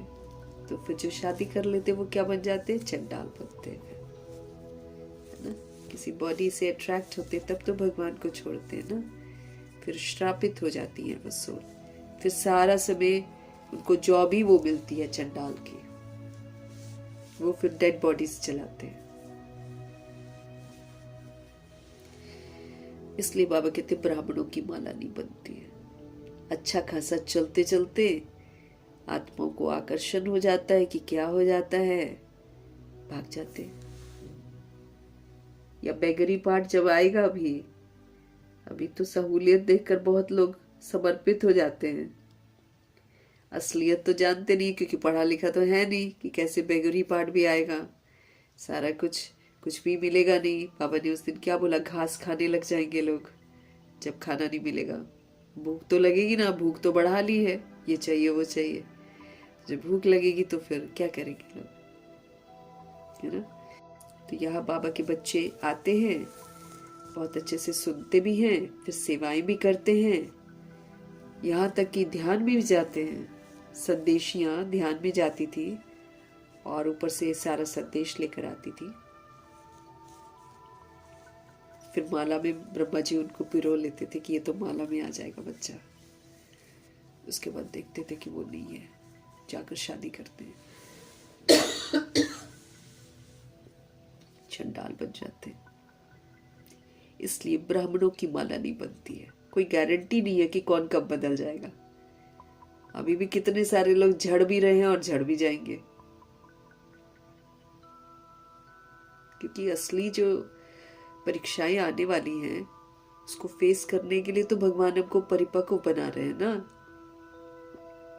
अब अगर हम उसमें मेरे में फंसे पड़े हैं तो फिर हार खा जाएंगे। तो बाप समझाते हैं कि ब्राह्मणों की माला नहीं बनती है। भगत माला में मुख्य फीमेल्स में मीरा है और मेल्स में नारद को माना जाता है कि भगत आत्मा है, नंबर 1 ये लोग भगत हैं। संगम पर बाप ही आकर सबको मुक्ति, जीवन मुक्ति देते। सारी आत्माएं बंधनों में है, घर में भी है तो बंधन में है, जीवन बंद में है, कैद हो जाती है अंदर, फिर बाहर निकलना भी चाहे तो नहीं निकल पाती है, ऐसे जीवन बंद में आ जाती है। अब बाबा हमको मुक्ति और जीवन मुक्ति देते हैं। बच्चे समझते हैं कि हम ही तो स्वर्ग के मालिक थे। अब बाबा से जब हमको समझ मिलती है तो फिर हम समझते हैं कि हम ईश्वर के मालिक थे, अभी नर्क में हम लोग हैं। बाप कहते हैं कि नर्क को लात मारो, स्वर्ग की बादशाही लो। नर्क को लात मारो मीन्स इसको पीठ कर दो, आप इससे मत आकर्षित हो, ये खत्म होने वाला है, इसको पीठ कर दो और अब स्वर्ग की तरफ चलो, बादशाही लेनी है। तो अंतर्मुखी होकर बाबा कहते पुरुषार्थ करो, तब मिलेगी ना बादशाही। जो तुम्हारी रावण ने छीन ली है, ये कभी हमारे पास थी स्वर्ग की बादशाही, लेकिन जब देह का अभिमान आया, देह का भान आया, तो उसने छीन ली हमारी स्वर्ग की बादशाही। अब बाबा कहते फिर से ले लो। ये तो बाप ही आकर बताते हैं, वो इन सब शास्त्रों तीर्थों आदि को जानते दुनिया वाले, बीज रूप है ना बाबा तो सारा कुछ, पूरा वर्ल्ड की हिस्ट्री ज्योग्राफी जानते हैं, है ना। तो बाबा ही बताते हैं। अच्छा, ये तो बाप ही आकर बताते हैं सारा कुछ कि कैसे बादशाही थी, फिर हमारे से छिन गई, फिर सारे शास्त्र क्या है, तीर्थ क्या है, इन सब का सार बाबा जानते हैं। बीज रूप है ना, तो ज्ञान के सागर, शांति के सागर, ये आत्मा कहती है। बाप समझाते हैं कि ये लक्ष्मी नारायण सतयुग के मालिक थे, उनके आगे क्या था, तो जरूर कलयुग का अंत होगा, तो संगम युग हुआ होगा, फिर अब स्वर्ग बनता है। बाप को स्वर्ग का रचता कहा जाता है। भगवान सुंदर रचना रचते हैं, एक ब्राह्मणों की और एक स्वर्ग की। स्वर्ग स्थापन करने वाले शिव बाबा हैं, इसलिए उनको ओ हेवनली गॉड फादर कहते हैं, जिससे समझ लेते हैं लोग कि भगवान हेवन में रहता है। लेकिन बाबा अगर अर्थ बताते कि हेवनली गॉड फादर मतलब गॉड फादर ने हेवन बनाया, वो हेवन में रहते नहीं है, वो गिफ्ट देते हैं बच्चों को जो हेवन बनाने में मददगार बनते हैं।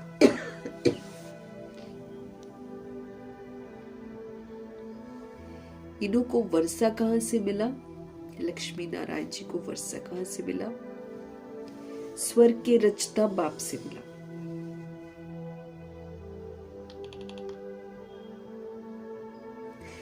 बाप का ही ये वर्षा है, ये शिव बाबा का वर्षा है।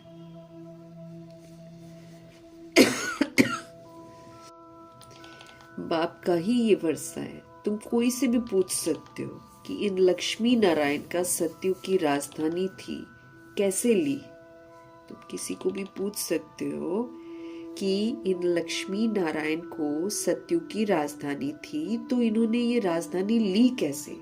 क्योंकि कलयुग में तो सारे ही पतित हो गए थे, तो भाई इनको कहां से मिली? कोई बता नहीं सकेंगे। ये दादा भी कहता है, यानी कि ब्रह्मा जी भी कहते हैं कि मैं नहीं जानता था कुछ भी, मैं तो खुद पूजा करता था, परंतु जानता कुछ भी नहीं था। अब बाबा ने समझाया है कि ये संगम पर राजयोग सीखते हैं। गीता में ही राजयोग का वर्णन है, सिवाय गीता के और कोई भी शास्त्र में राजयोग की कोई बात नहीं लिखी हुई है, क्योंकि गीता में 5-6 चीजें भगवान की उच्चारी हुई चीजें लिखी है, बाकी तो दंत कथा है। लेकिन कंफ्यूजन है कि उसमें कृष्ण भगवान वाच लिख दिया। तो बाबा कहते हैं संगम पर राजयोग बाबा सिखाते हैं। तो लक्ष्मी नारायण बनने वाली आत्माएं ब्रह्मा सरस्वती जी राजयोग सीखते हैं। गीता में राजयोग का वर्णन भी है, सिवाय गीता के और कोई भी शास्त्र में राजयोग की कोई बात नहीं है। बाप कहते हैं कि मैं तुमको राजाओं का राजा बनाता हूँ। भगवान ने ही आकर नर से नारायण बनने की नॉलेज दी है। भारत का मुख्य शास्त्र, मेन शास्त्र है गीता। गीता कब रची गई जानते नहीं है। बाप कहते हैं कल्प कल्प संगम पर आता हूँ। जिनको राज्य भाग्य दिया था वो राज्य गवाकर फिर तमो प्रधान दुखी बन गए हैं। रावण का राज्य है, सारे भारत की ही कहानी है। भारत ऑल राउंड, और तो सब बाद में आते हैं ना। बाप कहते हैं कि तुमको 84 जन्मों का मैं राज बताता हूँ। 5000 वर्ष पहले तुम देवी देवता थे, तुम अपने जन्मों को नहीं जानते हो। हे भारतवासियों, बाप आते हैं अंत में। आदि में आए तो आदि अंत का नॉलेज कैसे सुनाएंगे? इसीलिए अंत में आकर सुनाते हैं कि कैसे शुरुआत हुई, कैसे मध्य हुआ और अभी कैसे अंत हुआ है। सृष्टि की वृद्धि ही नहीं हुई तो फिर समझाएंगे कैसे? वहां तो नॉलेज की दरकार ही नहीं है सतयुग में। बाप अभी संगम पर ही नॉलेज देते हैं। नॉलेज से फुल है ना, जरूर नॉलेज सुनाने अंत में ही आना पड़े। आदि में तुमको क्या सुनाएंगे सतयुग में आकर? ये समझने की बातें है ना, जब समझ चाहिए तब तो आएंगे। भगवानुवाच कि मैं तुमको राजयोग सिखाता हूँ। ये यूनिवर्सिटी है पांडव गवर्नमेंट की। अभी है संगम।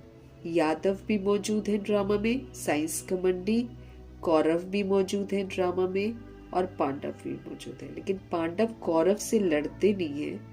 पांडव तो भगवान से प्रीत बुद्धि रखते हैं और अपने अंदर के कौरव पने को खत्म करते हैं, अपने अंदर के रावण पने को खत्म करते हैं, अपने अंदर के कंस पने को खत्म करते हैं और अहिंसक विधि से करते हैं, बाबा की यादों में रहकर करते हैं और श्रीमत पर चलकर करते हैं। बाकी कौरव जो है ये फिर आपस में लड़ते हैं, खून खराबा करते हैं। यादव बॉम्ब्स चलाने में रहते हैं वो बॉम्ब्स चला के सबको खत्म कर देंगे।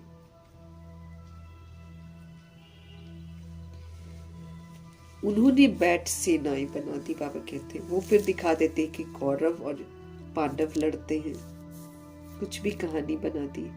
बाप समझाते हैं यादव कौरव विनाश काले विपरीत बुद्धि है। जो यादव है, जो कौरव है, ये विनाश करेंगे। ये बने ही इसलिए हैं, इसलिए ये पुट्ठे काम ही करेंगे। कोई तो होगा ना जो विनाश करेगा बुराइयों का, तो इन्हीं के थ्रू हो जाता है। एक दो को गाली देते रहते हैं, बाप से प्रीत नहीं है ना। कह देते हैं कि कुत्ते बिल्ली सब में परमात्मा है। बाकी पांडवों की प्रीत बुद्धि थी। पांडव का साथी स्वयं परमात्मा था। अब वहां कृष्ण दिखा देते हैं, लेकिन एक्चुअली भगवान है साथी, और पांडव वो है जो भगवान से प्रीत रख के श्रीमत पर चलते। वो बहुत कम है, इसलिए वहां भी 5 पांडव ही दिखाते हैं। कम आत्माएं हैं, वो 5 उसका प्रतीक है। बाबा कहते हैं बाकी पांडवों की प्रीत बुद्धि थी। पांडवों का साथी स्वयं परमात्मा था। पांडव माना रूहानी पंडित। वो रूहों को गाइड करते हैं, भगवान का संदेश देते हैं। दुनिया में जिस्मानी पंडे ही होते हैं, वो जिस्मानी यात्रा पर ले जाते हैं। भगवान के हम बच्चे रूहें, हम रूहानी पंडे हैं। हम रूहों को परमात्मा संदेश देते हैं। तो दोनों में फर्क हो गया ना। हमको इधर उधर नहीं भटकना है, लेकिन हम रूह को गाइड करते हैं। अच्छा, मीठे मीठे सिकिलते बच्चों प्रति माता पिता बाप दादा का याद प्यार और गुड मॉर्निंग। रूहानी बाप की रूहानी बच्चों को नमस्ते। हम रूहानी बच्चों की भी रूहानी बाप को दिल से, जान से, सिख से, प्रेम से, अदब से, पूरे रिस्पेक्ट से, पूरे रिगार्ड से प्यार भरी नमस्ते और तहे दिल से धन्यवाद।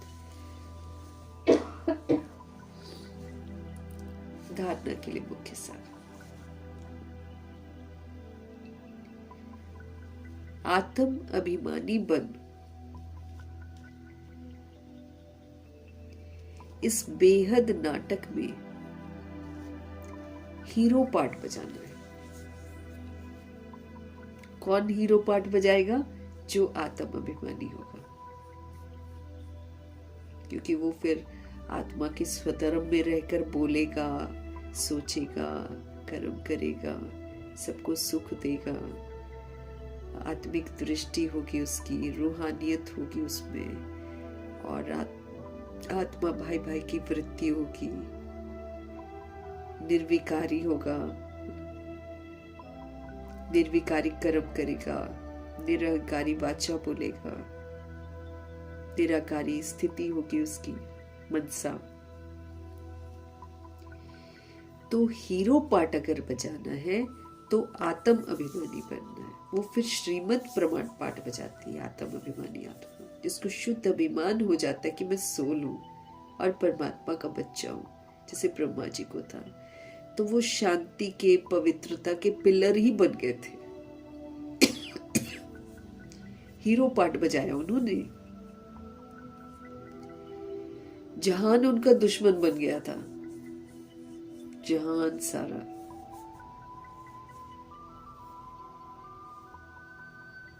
लेकिन कभी विचलित नहीं हुए वो। हीरो पार्ट बजाया उन्होंने। शांत स्थिर रहकर शांति और स्थिरता का सहयोग दिया सबको, तो लोग भी स्थिर हो गए धीरे धीरे। तो आत्म अभिमानी बन इस बेहद नाटक में हीरो पार्ट बजाना है।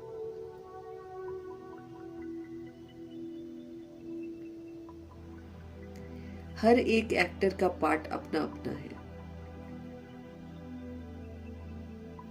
इसलिए किसी के पार्ट से हमको रीस करनी नहीं है। रीस करते मतलब किसी ने कुछ कहा, हमने भी उसको कहा। कोई हमसे रूठ गया, हम भी रूठ गए। ये क्या कर रहे हैं? हम रीस कर रहे हैं। बाबा कहते कोई कैसा भी पार्ट बजाए, आप आत्म अभिमानी होकर हीरो पार्ट बजाओ। रीस नहीं करनी है, सबका पार्ट अलग अलग है। मेरे को आत्म अभिमानी बनना है ना, मेरे को सत्युग में अगर जाना है, सूर्यवंशी घराने में जाना है, तो फिर तो हमको हीरो एक्ट करना ही पड़ेगा।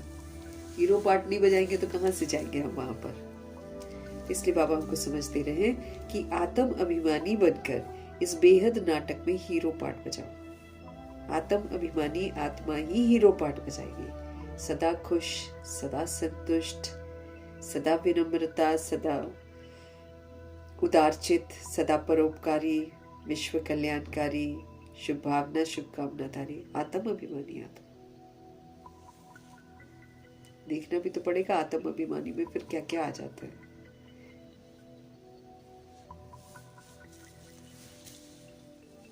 हर एक एक्टर का पार्ट अपना अपना है, इसलिए किसी के पार्ट से हमको रीस नहीं करनी है। मतलब किसी के पार्ट के प्रभाव में आकर उसी तरह, अगर वो विस्मृत है और मैं भी उसके साथ विस्मृत हो जाऊं, ऐसा नहीं करना है। दुनिया तो विस्मृत है, इसलिए वो उल्टा ही पार्ट बजाएगी, लेकिन उसको देखते हुए मैं साक्षी होकर सुलटा पार्ट बजाऊं, ये बाबा चाहते हैं।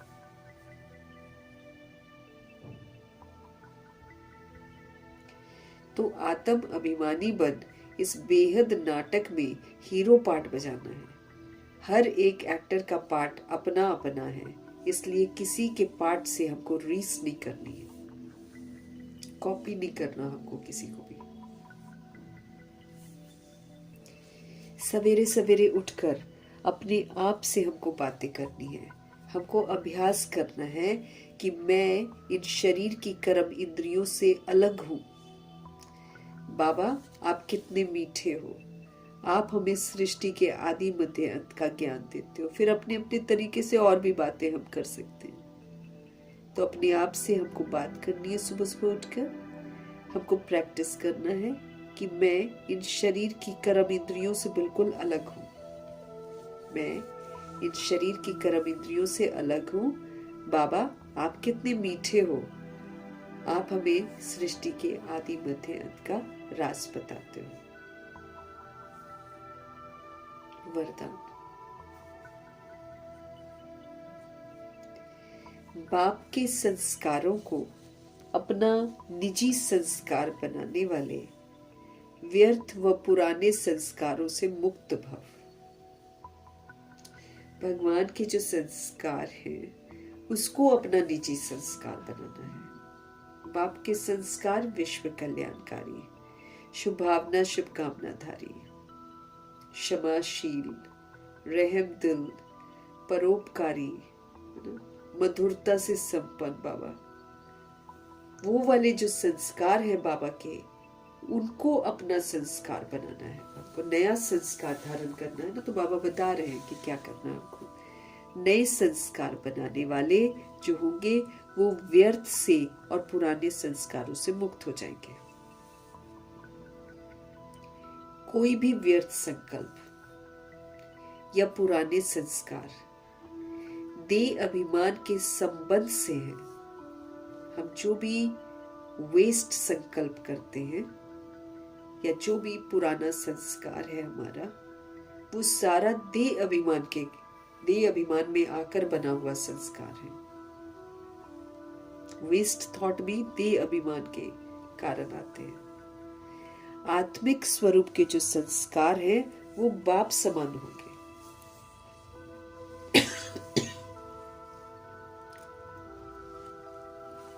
है ना? आत्मिक स्वरूप के जो संस्कार हैं वो तो फिर बाबा कहते हैं कि बाप समान होंगे। जैसे बाप सदा ही विश्व कल्याणकारी हैं, हमारे बाबा सदा विश्व कल्याणकारी हैं। परोपकारी हैं, वो अपकारी पर भी उपकार करते हैं, चाहे कोई कैसा भी हो, बाबा उपकार करते हैं। रहम दिल है बाबा, वरदानों से पालना करते, वरदाता है बाबा। तो जैसा जैसा बाबा है ना, वैसे वैसे हमको बनना है। ऐसे स्वयं के संस्कार यूज कर करके उसको स्वाभाविक बनाना है। अब जैसे बाबा है, वो सदैव प्रभाव मुक्त है, किसी के प्रभाव में नहीं आते वो। वैसे हमको भी बनना है, सबको अच्छा देते रहते।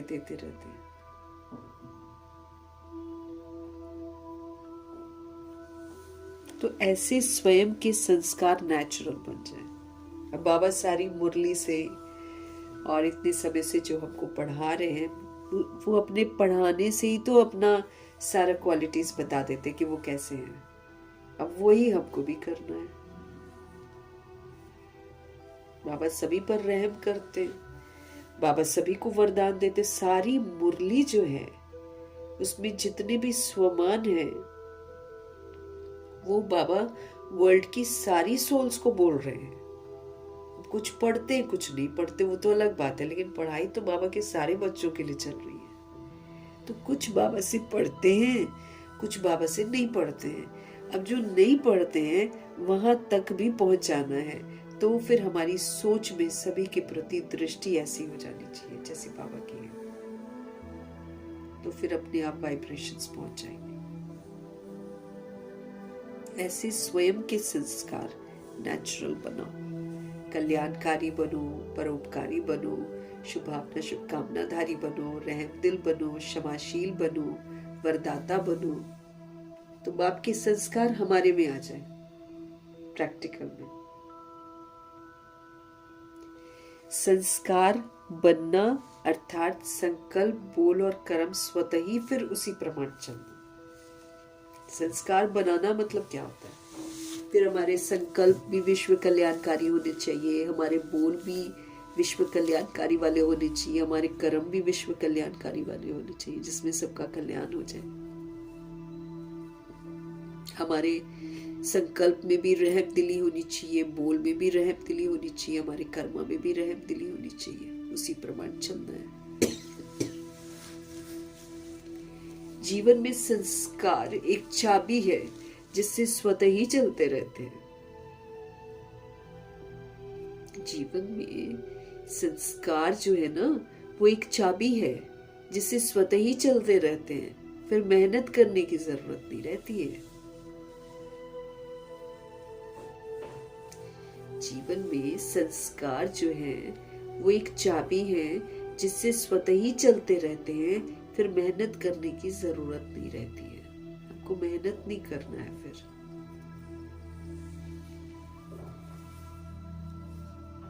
बना लेंगे तो ऑटोमेटिक चलेगा ना। अब यही संस्कार बार बार हम जीवन में यूज करते जाएं, अच्छी आदत पड़ जाएगी।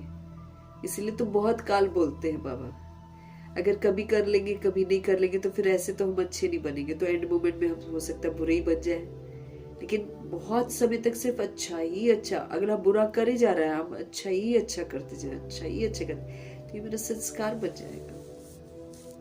तो अगला भी बुरा बार बार कर रहा है ताकि हम परिपक्व बने, हम उसको हील करें अच्छा बनकर। तो इससे फायदा किसको हो रहा है? मेरा ही संस्कार अच्छा बन रहा है। और बाबा हम सभी आत्माओं के फादर हैं, इसलिए हमको चीजें ही ऐसी सिखाते हैं जिसमें हमारा तो कल्याण होगा ही होगा, दूसरे का भी हो जाएगा। ऐसे बाबा हमको सिखाते हैं। तो कोई भी वेस्ट संकल्प, कोई भी पुराना संस्कार जो हमारे अंदर है वो देह अभिमान के संबंध से सारा व्यर्थ है ना। ये मेरा ये है, ये मेरा ये है, ये मेरा ये है, व्यर्थ है सारा का सारा।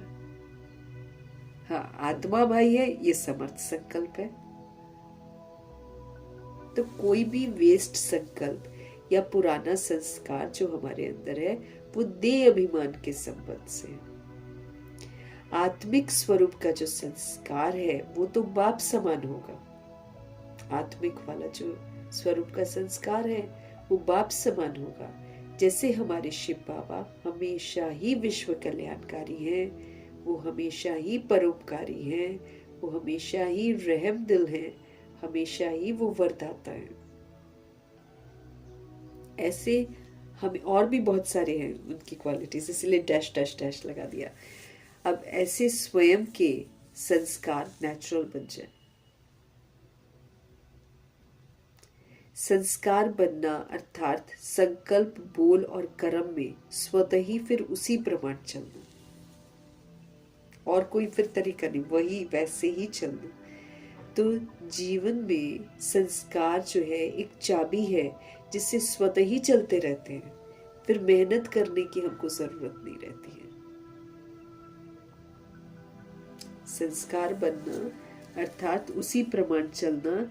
जीवन में संस्कार जो है वो एक चाबी है जिससे स्वतः ही फिर चलते रहते हैं, फिर मेहनत करने की हमको जरूरत नहीं पड़ती है। जब वो संस्कार बन जाएंगे तो फिर हमको मेहनत नहीं करनी पड़ेगी।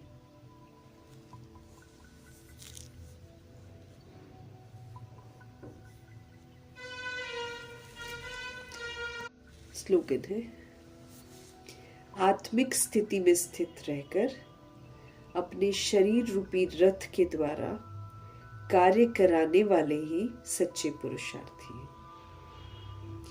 आत्मिक स्थिति में स्थित रहकर अपने शरीर द्वारा, शरीर रूपी रथ के द्वारा कार्य कराने वाले ही सच्चे पुरुषार्थी हैं।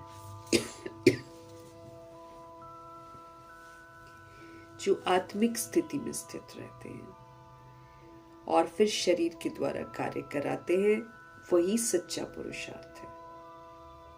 जैसे मम्मा करते थे, बाबा करते थे ना, वो आत्मिक स्थिति में स्थित रहकर अपने शरीर रूपी राजधानी से कार्य कराते थे।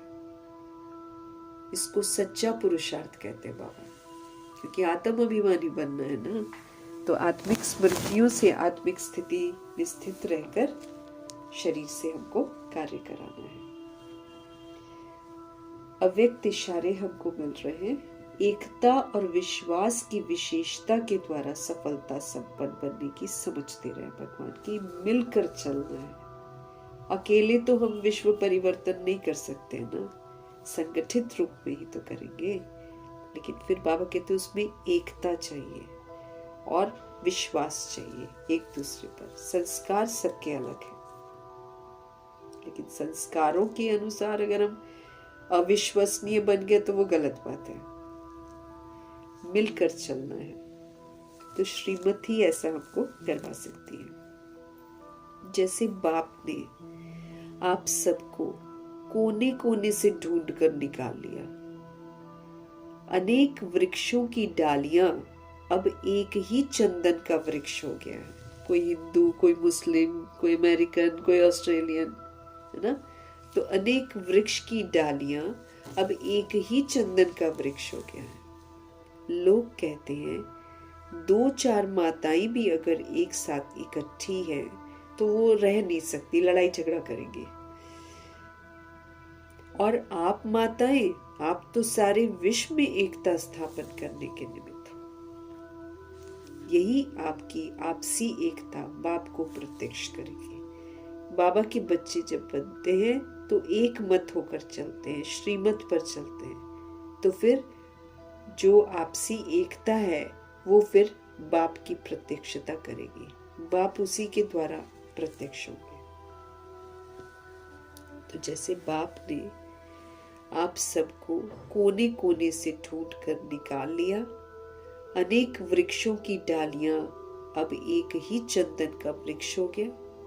लोग कहते हैं 2-4 माताएं भी एक साथ इकट्ठी नहीं रह सकती, और आप माताएं सारे विश्व में एकता स्थापन करने के निमित्त हैं।